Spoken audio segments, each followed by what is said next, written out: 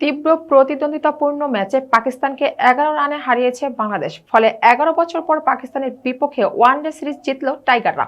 মিরপুরে সিরিজ নির্ধারণী তৃতীয় ও শেষ ওয়ানডেতে টসে জিতে বাংলাদেশে ব্যাট করার আমন্ত্রণ জানায় পাকিস্তান।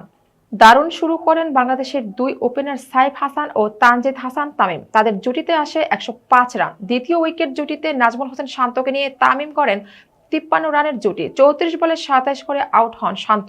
শেষ পর্যন্ত হৃদয়ের 44 বলে 48 রানে বাংলাদেশের ইনিংস থামে 290 রানে। জবাবে 17 রানে 3 উইকেট হারিয়ে বিপাকে পড়ে পাকিস্তান। চতুর্থ উইকেট জুটিতে 50 রান তোলেন অভিষেক, গাজী, গৌরী ও আব্দুল সামাদ। শেষ ওভারে জিততে দরকার ছিল 14 রান। পাকিস্তানের হাতে 1 উইকেট।